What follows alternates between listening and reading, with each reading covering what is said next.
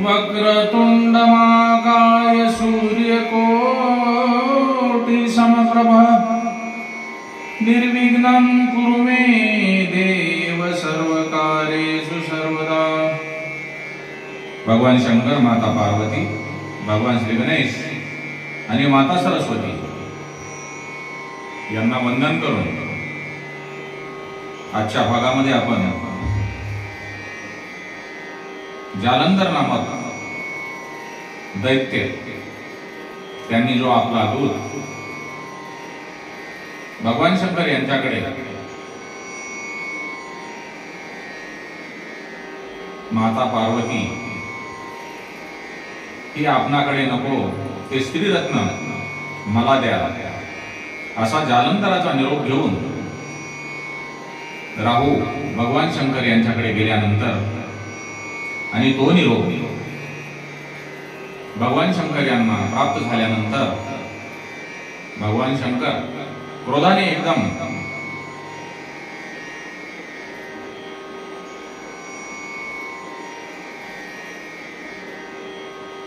एकदम कोरबळून निघून त्यांनी राहूला जीवदान दिल्यानंतर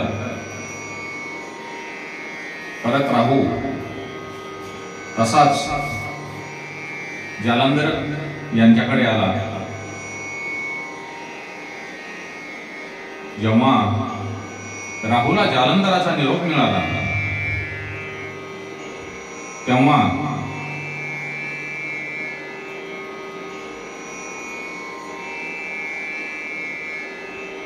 जालंधर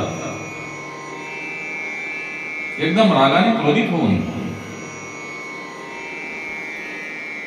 तो भगवान शंकर यांच्यासोबत युद्ध करण्यासाठी आपली सेना घेऊन युद्ध करण्याकरता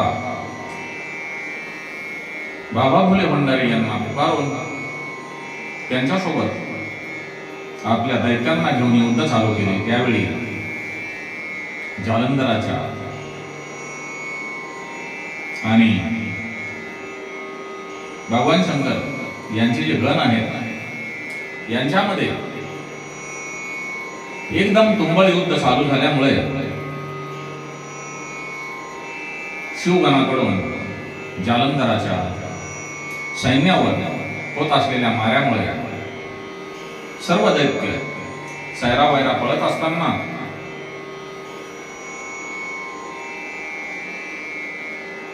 जालंधराने आपल्या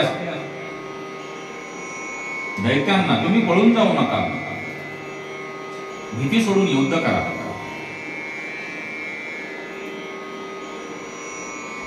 असे सांगून सुद्धा शिवगणांच्या माऱ्यामुळे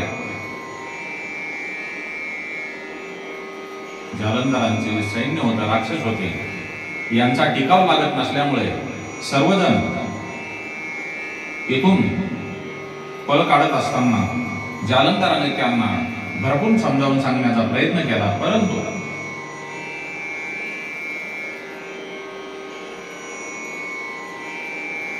राक्षस लोक थांबण्याच्या तयारीत नसल्यामुळे जालंधर भगवान शंकर यांना सांगतो,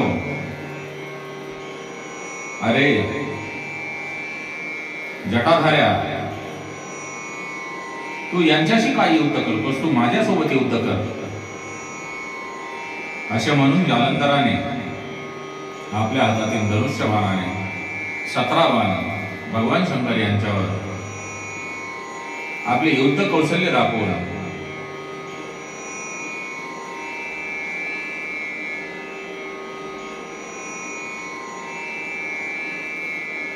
सोडल्यानंतर ते त्यांनी बाबा भोले भंडारी यांनी तात्काळ तोडून टाकल्यानंतर भगवान शंकर यांनी त्यांच्या तीक्ष्ण बाणांना जालंधराची गदा तोडून टाकली आणि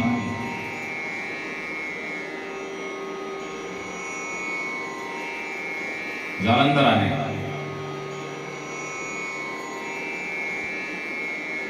भगवान शंकर हे आपल्याला भारी पडत आहेत, युद्धामध्ये ते आपल्यापेक्षा वरचढ ठरत आहेत असे जालंधराच्या लक्षात आल्यानंतर जालंधराने आपल्या आसुरी मायेने गंधर्व आणि अप्सरा निर्माण केल्या. त्यानंतर गंधर्व गाणे गाऊ लागले आणि अप्सरा त्या नृत्य करू लागल्या. त्यामुळे त्यांच्याकडे पाहून भगवान शंकर यांचे शिवगण मोहित होऊन त्यांच्याकडे पाहत राहून त्यांच्या हातातील शस्त्रे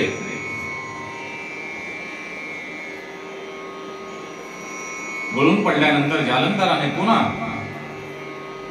उग्र रूप धारण करून युद्धाच्या कामी शुंभ आणि निशुंभाची योजना करून भगवान शंकर यांच्यासोबत युद्ध करून माता पार्वतीच्या दिशेने ती कोठे आहे हे पाहण्यासाठी निघाला जालंधराने. भगवान शंकर यांच्यासारखे रूप धारण करून 5 मुखे, 15 नेत्र, मस्तकी जटाभार आणि 10 हात असलेल्या महावर्षाभारूढ मायावी शिवजींना पाहून पार्वती सख्यामधून उठून त्या मायावी भगवान शंकर यांचे रूप घेतलेल्या जालंधरासमोर आल्यानंतर मायावी जालंधराने माता जगदंबेचे रूप पाहिल्यानंतर जालंधराचे डोळे सौंदर्याने दिपून गेल्यानंतर तो माता जगदंबेकडे पाहत राहिला आणि कामभावाने त्याचे सर्वांग जड झाल्यामुळे ते शंकर नाहीत ते माता जगदंबेच्या माता पार्वतीच्या लक्षात आल्यानंतर या मायावी राक्षसांची कृतीही माता पार्वतीच्या लक्षात आल्यानंतर हा दुष्ट दैत्य जालंधर असावा अशा अंतर्मनाने ते जाणून क्षणार्धामध्ये माता पार्वती अंतर्धान पावून मानस सरोवराच्या उत्तर तीरावर निघून गेलेली आहे.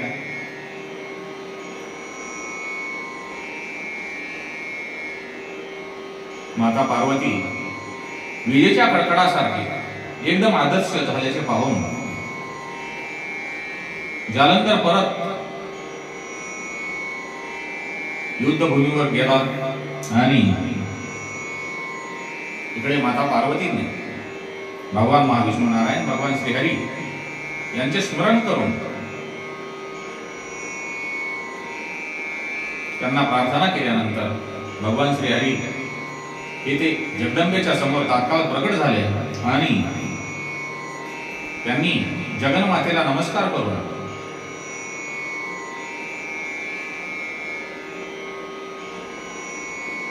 समोर थांबल्यानंतर माता जगदंबा म्हणते, हे श्रीहरी, जालंधर दैत्याने आता माझ्यासोबत काय चेष्टा केली हे तुम्हाला माहित आहे का? श्रीहरी म्हणाले, देवी, आपल्यासोबत जो काही प्रकार घडलेला आहे तो मी अंतर्ज्ञानाने पाहिलेला असून आता मी आपल्यासाठी काय करू ते मला सांगा. त्यावर माता जगदंबा म्हणते, श्रीहरी, आता आपण जशास तसेच उत्तर द्यायला पाहिजे. माझ्या आज्ञेने तुम्ही जालंधराच्या पत्नीचे पतिव्रते भंग करा, त्यामुळे तुम्हाला दोष लागणार नाही. पृथ्वीवर पतिव्रता धर्मासारखा दुसरा कोणताही धर्म नाही. जालंधराच्या पत्नीचा पतिव्रत्याचा भंग झाल्यानंतर त्याचा वध नक्कीच होईल. जगन्मातेची माता पार्वतीची आज्ञा शिरसावंद्य मानून भगवान श्री हरी ताबडतोब जालंधराच्या नगरामध्ये गेले. कथा सांगत असताना व्यास म्हणतात, हे सनत कुमारजी, माता पार्वतीच्या आज्ञेने भगवान श्री हरी जालंधराच्या राज्यात गेल्यानंतर जालंधराची पत्नी वृंदा ही पतिव्रता असल्यामुळे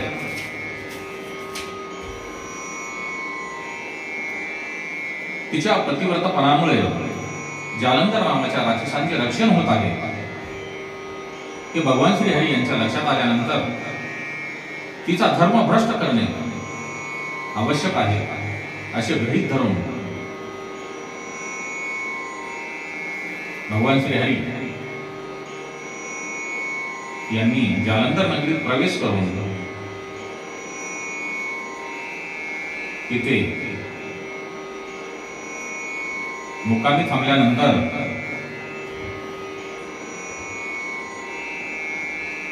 जालंधराची पत्नी वृंदा ही आपले पती युद्धासाठी गेलेले आहेत आणि तिला वेगवेगळ्या प्रकारचे अपशकुन होत असल्यामुळे ती एकदम बेचैन झालेली होती.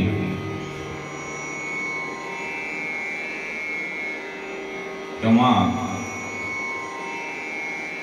शेवटी तिचे कशातच मन रमत नसल्यामुळे ती व्याकुळ होऊन रडत असताना ज्या ठिकाणी भगवान श्री हरी ज्या उद्यानामध्ये वास्तव्यास होते त्या ठिकाणी वृंदा ही फिरायला गेल्यानंतर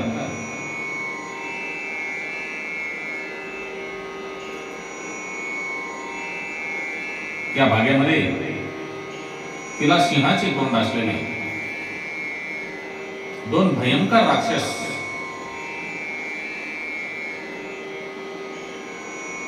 दिसल्यानंतर ते दोन्ही राक्षस वृंदेला खाण्यासाठी तिच्याकडे धावत असताना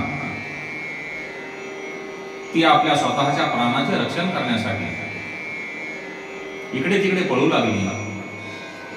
पळता पळता एका उद्यानामध्ये एक तपस्वी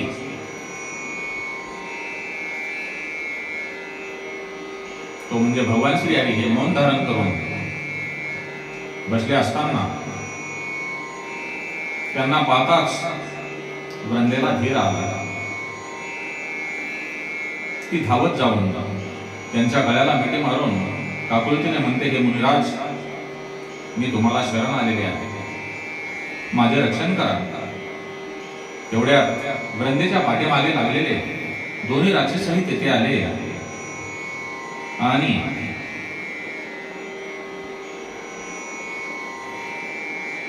त्या राक्षसांना, ज्या मुलींना वृंदा शरण आली होती, स्वतःच्या थोड्याशा हुंकाराने राक्षसांनी पलायन केल्यानंतर वृंदा आश्चर्यचकित होऊन म्हणते, हे मुनिवर, माझा आपणास साष्टांग नमस्कार असो.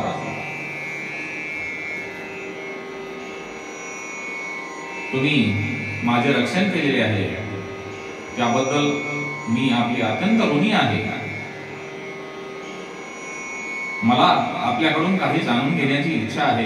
हे मुनिवर, आपण कृपा करून माझी शंका दूर करा. तेव्हा वृंदा म्हणते, हे ऋषी, हे मुनिवर, माझे पती जालंधर हे भगवान शंकर यांच्यासोबत युद्ध करण्यासाठी गेलेले आहेत. त्यांची काय अवस्था आहे? वृंदेचे मनोगत मुनींनी जाणून आकाशाकडे पाहिले असता तेव्हा दोन वानर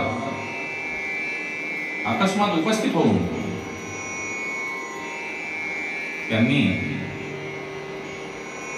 मुनींना नमस्कार केल्यानंतर मुनींच्या इशाऱ्यावरून भगवान श्रीहरी यांच्या इशाऱ्यावरून त्यांनी पुन्हा आकाशामध्ये उडान मारून थोड्याच वेळात जालंधराचे मस्तक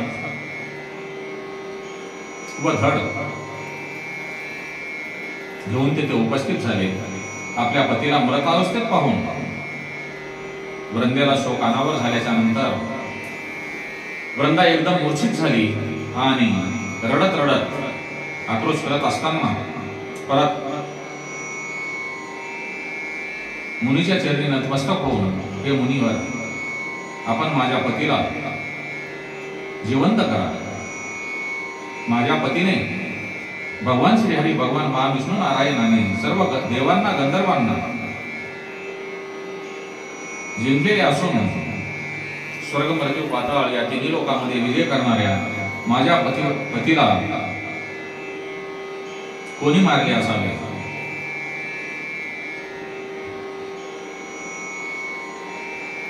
असे वृंदेने बोलून ती पुष्कळ आपल्या पतीच्या मस्तक घडावेगळे पाहून विलाप करत असताना तिचे अश्रू थांबत नव्हते. परंतु तिने एक दीर्घ श्वास टाकून मुनी म्हणजे भगवान श्रीहरी यांना हात जोडून ते म्हणते, हे मुनिवर, महाराज तुम्ही परोपकारी आहात. या अभागिनीवर दया करून माझ्या पतीला जिवंत करा. असे बोलून तिने मुनींचे रूप घेतलेल्या भगवान श्रीहरी यांचे पाय धरून आपल्या डोळ्यातील अश्रू त्यांच्या चरणावर सोडून जणू काय अभिषेक केला. तेव्हा मुनी म्हणतात, हे राज्ञी, हे राणी, तुझ्या पतीचा युद्धामध्ये मृत्यू झालेला आहे. त्यांच्या हातून भोले भंडारी यांच्या हातून तुझ्या पतीचा मृत्यू झाल्यानंतर आता ते जिवंत होणार नाही. पण तू आता मला शरण आली आहेस म्हणून शरणागताचे रक्षण केले पाहिजे. असे म्हणून मी तुझ्या पतीला जिवंत करेल असे सांगून त्या मुनींनी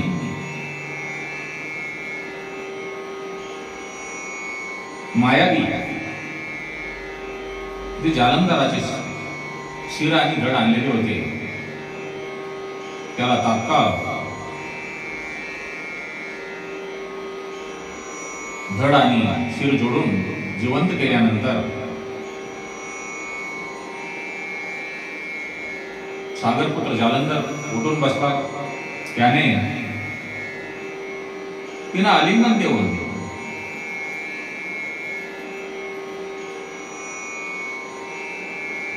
दोघेही पती पत्नी यांचा आनंद गगनात मावेनासा झाल्यानंतर तिने मुनींना कृतज्ञतेने नमस्कार करून त्यांच्या समोर जो मायावी जालंधर, ज्यामध्ये भगवान श्रीहरी यांनी त्या शरीरामध्ये प्रवेश केलेला, तो जालंधर आणि वृंदा दोघेही वावरत असताना एके दिवशी जालंधर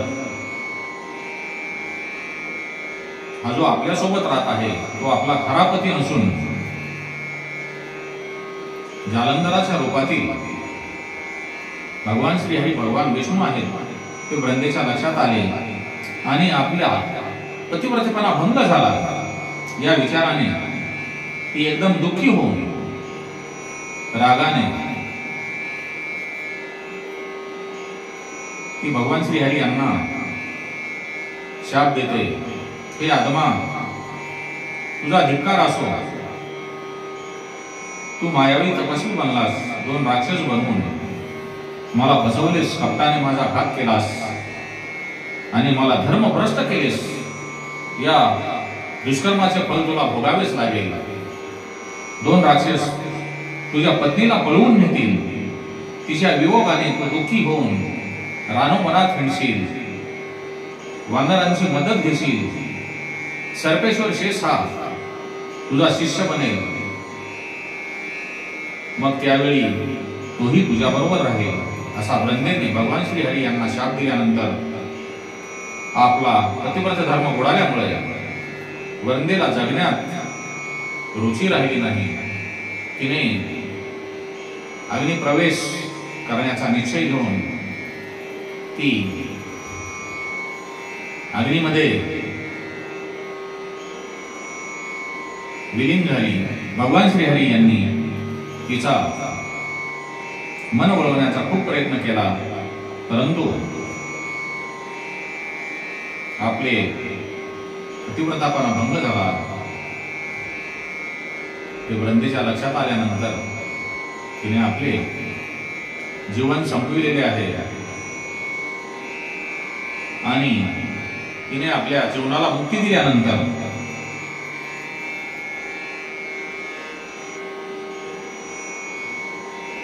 त्या वृंदेने घेतलेल्या अग्निकाष्ठाचे भस्म भगवान श्रीहरी यांनी आपल्या अंगाला लावले आणि तिचे स्मरण करत ते तेथेच राहिले. देवांनी आणि सिद्धांनी भगवान श्रीहरी यांची समजूत घालण्याचा भरपूर प्रयत्न केला, परंतु भगवान श्रीहरी यांचे आपण केलेल्या कृत्यामुळे जीव गेलेला आहे, यामुळे त्यांचे मन शांत झाले नाही. पुढे व्यासजी सांगतात, सनत कुमारजी जालंधर दैत्य पुन्हा भगवान शंकर यांच्याबरोबर युद्ध करण्यासाठी गेल्यानंतर जालंधर आपल्या पत्नीच्या पतिव्रतापणावर जो युद्धामध्ये विजय होत होता, ती पत्नी आता जिवंत राहिली नसल्यामुळे भगवान शंकर यांनी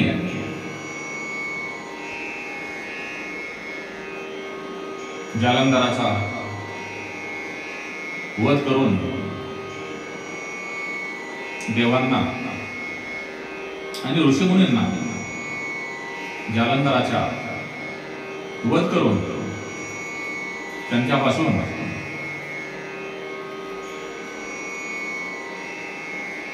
सुटका केलेली आहे. सर्व देवांनी आणि ऋषीमुनींनी भगवान शंकर यांची स्तुती करून ते आपल्या आपल्या स्थानी गेलेले आहेत.